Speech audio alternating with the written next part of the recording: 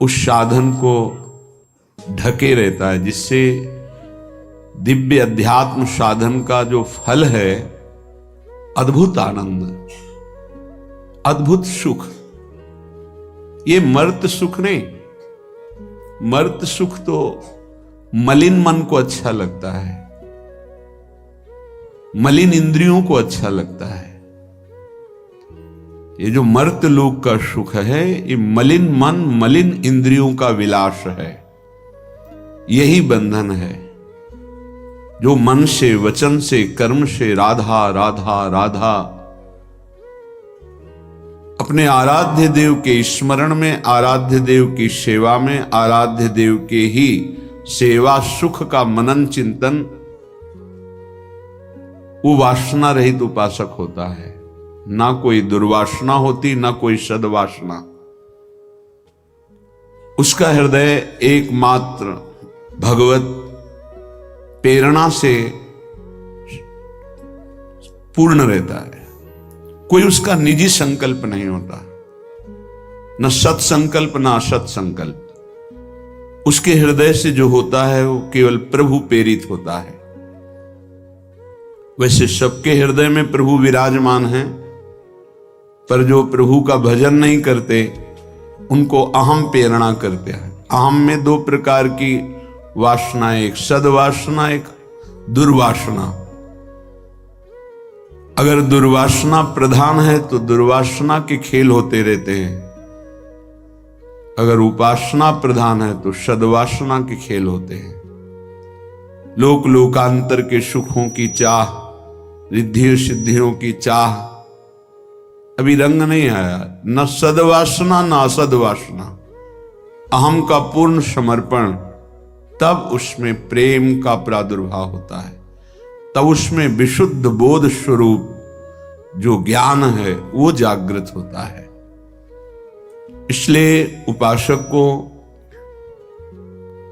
समर्पण पर ध्यान देना चाहिए। हमारे तन की जितनी चेष्टाएं हैं वो भगवत समर्पित हों। वो तभी भगवत समर्पित मानी जाएंगी जब श्री कृष्ण प्रतिकूलेन जो है वर्जनस्य, प्रभु के प्रतिकूल कोई आचरण न बनने पाए, उनकी आज्ञा के प्रतिकूल न होने पाए। प्रतिकूलस्य वर्जनम, आराध्य देव के प्रतिकूल कोई चेष्टा नहीं होनी चाहिए, तो तन समर्पित आपका। हमारा मन निरंतर यदि प्रभु का चिंतन करता है, उन्हीं की प्रसन्नता के लिए मनन होता है, सेवा का मनन, सत्कार्यों का मनन, कर्तव्य का मनन, नाम का मनन, हमारा मन समर्पित है। सावै मनः कृष्ण पदारविंदयो। वाणी या तो मौन या भगवत नाम गुणगान, लीला गुणगान, तो हमारा वचन भी समर्पित है। तीन का बहुत महत्व है, शरीर से क्रिया, मन से संकल्प विकल्प और वाणी से वार्तालाप, तीनों समर्पित हो गए। मन, वचन और कर्म, कर्म से शरीर आता है। तीनों समर्पित हो जाने पर अहम स्वयं समर्पित हो जाता है, या अहम समर्पित होने पर तीनों स्वयं समर्पित हो जाते हैं। अब वो उपासक किस कोटि का है? ज्यादा बहिर्मुख है तो बाहर से सुधार करना, अंतर्मुख है तो पहले अहम समर्पित हो गया तो तीनों समर्पित हो गए, बहिर्मुख है तो धीरे धीरे बाहर से समर्पण शुरू होता है, तब अहम समर्पित होता है। प्रायः बहिर्मुखता ही प्रधान साधक में होती है। कोई विवेकवान साधक जो अंतर्मुखता में स्थित है, पूर्व जन्म के भजन के फलस्वरूप, उस सीधे अहम को समर्पित करता है। ये तीनों समर्पण नहीं करने पड़ते, अपने आप हो जाता है। अहम समर्पित हुआ तो सर्वस्व समर्पित हो गया। पर यदि ऐसा नहीं है तो शरीर के कर्म समर्पित, मन का संकल्प समर्पित, और वाणी को बहुत सावधान, भगवत चर्चा, नाम कीर्तन, इसके अलावा मौन, तो मन वचन कर्म, मन क्रम वचन त्रिशुद्ध सकल हम श्रीहित हरिवंश उपासी। हा हरि राधा व वृंदावन सा सहचरी। वृंदावन में विराजमान सहचरियों के मध्य में श्यामा श्याम के हम मन से, वचन से, कर्म से त्रिशुद्ध, अर्थात किसी भी तरह की कोई वासना दुर्वासना का कोई संग नहीं, असंग होकर के प्रिया प्रीतम के चरणार बिंद की अनन्य प्रेम लक्षणा भक्ति, यही पूर्णता है। इसी में रस आने लगता है, इसी में एक अंतर में दिव्य चिदानंद भाव की प्राप्ति होती है। वो स्वयं की अनुभूति का विषय है। वाणी तो बहुत बाहरी बातें केवल बता सकती है, क्योंकि वाणी के नेत्र नहीं है, इसलिए जो देखा जा रहा है वो वाणी नहीं बता सकती, और नेत्रों के वाणी नहीं है, इसलिए जो देख रहा है नेत्र, उसमें बोलने की क्षमता नहीं, इसलिए वो, अगर कहीं नेत्र में वाणी होती तो शायद वो कुछ बता पाते, वाणी में नेत्र होते तो शायद कुछ, लेकिन दोनों अलग हैं। जिसने देखा उसमें बोलने की शक्ति नहीं, जो बोल रहा है उसमें देखने की शक्ति नहीं। इसका तात्पर्य उपासक से नहीं है, नेत्रेंद्रिय और वाक इंद्रिय से है। जैसे लोग कहते हैं जो बोला वो देखा नहीं, जो देखा वो बोला नहीं, ये उपासक की स्थिति नहीं, ये इंद्रियों की स्थिति है। नेत्रेंद्रिय ने देखा तो उसमें वाक इंद्रिय नहीं, वो बोल नहीं सकते। वाक इंद्रिय बोल रही है, उसमें नेत्रेंद्रिय नहीं है, वो देख नहीं सकती। इसलिए जो अनुभव गम्य विषय वो वाणी से बोला ही नहीं जा सकता। जब उपासक मन वचन कर्म से आराध्य देव को समर्पित होता है तो उसमें चिदानंदता आती है। अभी तो विषयानंद की बाढ़ है, तो चिदानंद का कहीं परिचय ही नहीं है। जब मन वचन कर्म से त्रिशुद्ध होकर आराध्य देव में समर्पित होता है तब चिदानंद भाव आता है। ये नाम रूप लीला धाम चारों चिदानंद में हैं। अपने लोगों को कृपा सिंधु लाडली लाल की अहेतुकी कृपा से धाम का सानिध्य बहुत जोर का मिल गया, और नाम का सानिध्य। धाम और नाम ये बहुत महिमा में है। रूप और लीला तो अपने आप प्रकाशित हो जाएगी। स्वामी का अनुकरण अनुगमन जैसे सेवक करता है, ऐसे ही नाम का रूप करता है। जहां नाम वही रूप पधारता है। जैसे नाम रस की जो जो भावना प्रकट करता है वैसे रूप प्रकाशित हो जाता है, वैसे ही लीला प्रकाशित हो जाती है। धाम की अद्भुत महिमा जिसमें नाम रूप लीला तीनों विराजमान है। धाम की आसक्ति, धाम की प्रियता अद्भुत अद्भुत है। श्रीपाद प्रबोधानंद जी महाराज कह रहे, एक बात से केवल बच जाओ, वैष्णव अपराध से। कई बार चर्चा हुई इस श्लोक में, बस एक बात से कह रहे हैं, राधा माधव पाद पंकज रजहा प्रेमोन्मादे तत्प्रिय क्रीड़ा कानन वासिषु स्थरचर प्राणिष्वपि द्रोहिषु प्रद्वेषं परमापराध महो त्यक्त्वैतरैरप्यधैर् युक्तोऽप्यामरणान्त लब्धवस्तिर् वृंदावने स्यात्कृति। आहा, ये अहो आहा, ये शब्द आश्चर्य में है।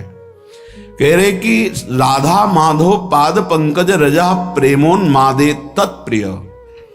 आप जिस रज में बैठे हैं, ये प्रिया प्रीतम की पावन चरण रज है, ये गोपियों के आंसुओं से भींगी हुई रज है, ये प्रेमियों के आनंद अश्रु विरह अश्रुओं से भींगी हुई रज है।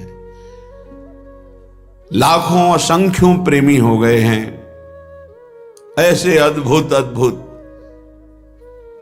जिनकी जैसी वृत्ति प्रकट होती वैसे प्रिया प्रीतम लीला करते, ऐसे समर्थ महापुरुषों की चरण रज में, प्रिया प्रीतम की चरण रज में, ऐसे परम पावन आंसुओं से भींगी हुई भूमि में आप बैठे हुए हैं, आप आए हुए हैं। जो वृंदावन धाम आए हैं, प्रियाजू की कृपा से आए हैं। कहने राधा माधव पाद पंकज रजा प्रेमोन्मादे तत्प्रिय। केवल वास कर रहे हो, अब आगे का कार्य वृंदावन करेगा, रसिकों का संग देगा, रसमयी रस रीति उपासना मिलेगी, आपको प्रेमोन्माद तक धाम पहुंचा देगा। पर तत्प्रिय क्रीड़ा कानन वासिषु, जो प्रिया प्रीतम की इस रास विलास भूमि में वास कर रहे हैं वो बहुत प्रियजन हैं। स्थिर चर प्राणिस्वपि द्रोहिषु, चाहे वो चल हो या अचल हो, बस इनके अपराध से बच जाओ। प्रद्वेषम परमापराध महो त्यक्त्वे तरेरप्य धैर्य। यदि तुम इस वैष्णव धाम में वैष्णव अपराध, एक अपराध से बच गए, इस महाअपराध से यदि बच गए, तो तुमसे कैसे भी यहां पाप हो गए हों, यदि आमरण वृंदावन का वास स्वीकार कर लिए हो, तो तुम्हें प्रिया प्रीतम की पक्की प्राप्ति होगी। कह रहे हैं युक्तोप्यामरणांत लब्ध वसितिर वृंदावने स्यात् कृति। प्रद्वेषम परमापराध महो त्यक्त्वे तरैरप्यधई, और बहुत से पाप हो जाए, कोई तुम्हें नहीं रोक पाएगा प्रिया प्रीतम से मिलने के लिए। ये धाम अपने प्रताप पर आमरण, यही सदगुरुदेव भगवान ने बताया था। जब प्रारंभ में काशी से आए हुए महाराज जी से जब जुड़े तो एक भय लगा, क्योंकि पुरियों की महिमा, धाम की महिमा, महाराज जी यहां तो रज की वंदना की जाती है, जो रज शिव सनकादि की याचत सो रज शीश चढ़ाऊं। अब इस रज में लघु शंका का त्याग करते हैं, मल का त्याग करते हैं, क्योंकि यहीं रहते हैं और शरीर के द्वारा कोई न कोई त्रुटि भी हो सकती, जो आप पाप कहा जा सकता है धाम में, तो कैसे उसका मोचन होता है? क्योंकि हमने सुना है कि अन्यत्र कहीं पाप बन जाए तो तीर्थ अवगाहन से, गंगा यमुना आदि के अवगाहन से पाप नष्ट हो जाते हैं। अगर गंगा यमुना तीर्थों में पाप बन जाए तो संगम तीर्थराज प्रयाग, वो तीर्थराज है, वहां अवगाहन करने से पाप नष्ट हो जाते हैं। यदि तीर्थराज प्रयाग में पाप बन जाए तो पुरियों में से द्वारिका है, काशी है, अवधपुरी है, ऐसे सप्तपुरियां जो है, अगर वहां अपराध बन जाए तो ब्रज 84 कोश महामहिम। अगर कहीं ब्रज 84 कोश में आपसे कोई पाप बन जाए तो मुकुट मणि, ब्रज मुकुट है और वृंदावन मुकुट मणि है, वृंदावन की रज का सेवन। गिरिराज जी की परिकर के ब्रजवासी जन अभी परसों के लग आए थे, तो उन्होंने कहा बाबा गिरिराज जी में रहूं, पर जब वृंदावन आऊं तो कुछ विशेष ऐसा क्यों लगे? उनका लाडली लाल नौ किशोर की राजधानी वृंदावन है। जय जय वृंदावन रजधानी, जहां विराजत मोहन राजा, श्री राधा श्री रानी, जय जय वृंदावन रजधानी। शे सदा सनातन इक रस जोरी, महिमा निगम न जानी। ये सनातन जोरी है, ये अवतार जोरी नहीं है कि अवतार लिया और अंतर ध्यान, ये सनातन जोरी है। श्रीधाम वृंदावन में यदि पाप बन जाए तो कैसे उससे मुक्त हुआ जा सकता है? क्योंकि शरीर है, कभी कोई त्रुटि हो जाए, कोई पाप बन जाए तो सदगुरुदेव भगवान के वचन, उसी से हिम्मत बन गई। अखंड वृंदावन वास का जो सौभाग्य मिला वो इसी से, नहीं तो एक डर लग रहा था ऐसे महामहिम धाम का अपराध बन गया तो वो बढ़ता चला जाता है। कैसे? तो गुरुदेव भगवान ने कहा यदि आजीवन वृंदावन वास का नियम ले ले और उससे कोई अपराध बन जाता है तो धाम उसको मानता ही नहीं। बस एक अपराध से बच जाए, वैष्णव अपराध। ये सदगुरुदेव के वचन, श्रीपाद प्रबोधानंद जी महाराज। राधा माधव पाद पंकज रजा प्रेमोन्मादेत। आप वृंदावन की रज में बैठे हैं, रज का सेवन कर रहे हैं, वास कर रहे हैं, ये आपको प्रेमोन्माद तक पहुंचा देगा। कैसे? रसिकों का संग कराएगा, रस रीति की उपासना मिलेगी, प्रिया प्रीतम को आकर्षित करके आपकी तरफ दृष्टि, ये धाम करवाएगा। पर तत्प्रियो क्रीड़ा कानन वासिसु, प्रिया प्रीतम के प्रिय केली कुंज में, ये संपूर्ण वृंदावन प्रिया प्रीतम का केली कुंज है। कहीं रास केली, कहीं विलास केली, विविध केलियों से युक्त कुंज निकुंजों में हमारे प्रिया प्रीतम विहरण करते हैं, विहार करते हैं। इसमें जो वास करने वाले हैं, प्राणिस्वपि द्रोहिषु प्रद्वेषम परमापराध महो। यदि वृंदावन के अखंड वासी का आप अपराध कर दिए तो महापराधो महो।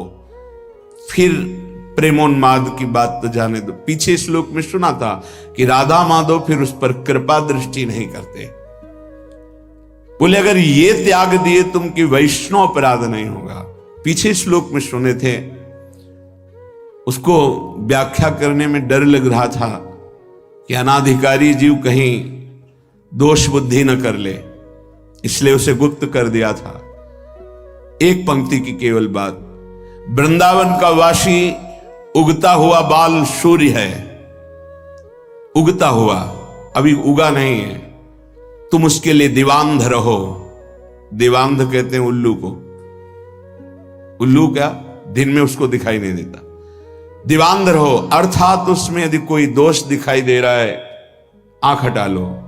अब वो दोष रहेगा नहीं, क्योंकि राधा माधव की राजधानी में रह रहा है, उनकी कृपा दृष्टि पड़ेगी, वो प्रेम से पूर्ण हो जाएगा।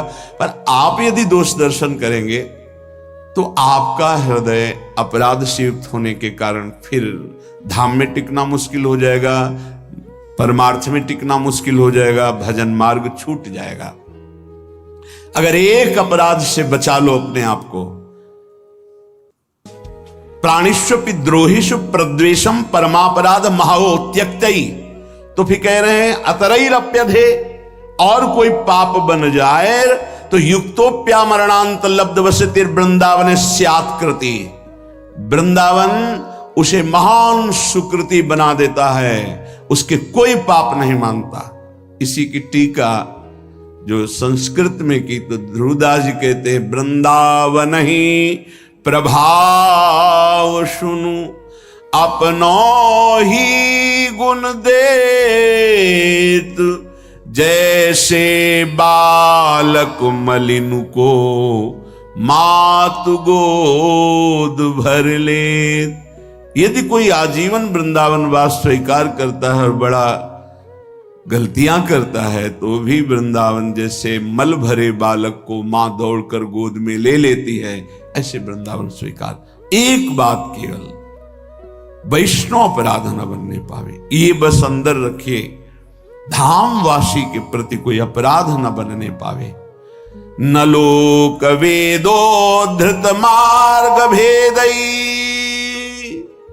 राविस्य संक्लिश्यति रे विमूढ़ा, हठेन सर्व परिहृत्य वृंदा वनांतरे पर्ण कुटीम कुरुध्वम। ऐ विमूढ़, कलिकाल है तो साधना के द्वारा सिद्धि नहीं प्राप्त कर पाएगा। क्या कर? ना लोक की सुन, ना वेद की सुन, और वृंदावन का आश्रय ले, वृंदावन का वास स्वीकार कर और रसिकों का संग कर। बहुत दुख पा लिया, अब दुख पाने का समय नहीं, महासुख में निमग्न हो जा, क्या कर, हठ पूर्वक सर्वस्व छोड़कर वृंदावन में अगर नहीं कुछ हो पा रहा तो फूस की झोपड़ी रख करके भजन कर और परम पद को प्राप्त कर। कह रे हठेन सर्व परिहृत्य वृंदावनांतरे पर्णकुटीम कुरुध्वम। किसी ने अपने गुरुदेव से कहा कि अमुक का आश्रम इतने एकड़ में बना हुआ है बाहर कहीं, यहां वृंदावन के वासी से। तो उन्होंने कहा कि पंडित जी आप अभी समझ नहीं पा रहे हो, यहां एक छोटी सी फूस की झोपड़ी बनाकर जो वास करता है उसकी बराबरी ब्रह्मा भी नहीं कर सकते, तुम एकड़ों से जोड़ रहे हो। धाम है धाम। तो यहां जो वास कर रहा है वो प्रियालाल का कृपा पात्र है, प्रियालाल ने उसे पास दिया है, ऐसे थोड़ी यहां वास कर रहा है। ये श्रीधाम वृंदावन है, ये कोई नगर नहीं है, ब्रह्मा के द्वारा रचा नहीं है। अभी दृष्टि हमारी ब्रह्मा के द्वारा रची, इसलिए केवल ब्रह्मा की रची माया ही दिखाई दे रही है। अभी धाम और चिदानंद भाव नहीं आया, इसलिए यही भाव प्रदान कर देगा, धाम प्रदान कर देगा। तो तुम लोक और वेद के जो मार्ग हैं उनका हठेन सर्वम परिहृत्य, हठ पूर्वक त्याग कर दो। और वृंदावनांतरे पर्णकुटीम कुरुद्ध, जैसे बने वैसे वृंदावन का आश्रय ले लो, वास कर लो। बहुत ये लाभ की बात है। यत्तद् बल्गन्तु शास्त्रण्यः हो जनतया गृहीतां यत्तदेव स्वं स्वं यत्तन्मतं स्थापयतु लघुमतिस्तर्कमात्र प्रवीणः अस्माकन्तु ज्वलैकोन्मद विमल रस प्रेम पीयूषमूर्ते श्री राधाया विहाराट विमिहन विनान्यत्र निर्याति चेतः। अगर तुम बहुत शास्त्र पढ़ोगे तो बहुत से मार्गों का वर्णन शास्त्रों में किया गया है, किन किन मार्गों में चलोगे। इसलिए मेरी बात मान लो, ये शास्त्र समुदाय को प्रणाम करो। जिन लोगों की इच्छा है कि हम बहुत काल तक जीवित रहकर साधना से सिद्धि प्राप्त करेंगे, उनको ग्रहण करने दो। ये जो अल्प बुद्धि वाले हैं ये तर्क करते रहते हैं, इनकी पूर्ण बुद्धि नहीं है, इसलिए इनकी बातें मत सुनो। वो अपने मत का सिद्धांत तुम्हारी बुद्धि में स्थापन करने की चेष्टा करेंगे, बचो इनसे। मेरी उन्माद भरी बात सुन लो। खुद स्वीकार कर रहे हैं कि ये जो मैं बात कर रहा हूं प्रेमोन्माद में कर रहा हूं। सब साधनाओं का, समस्त शास्त्रों का, समस्त ऋषि महात्माओं का एक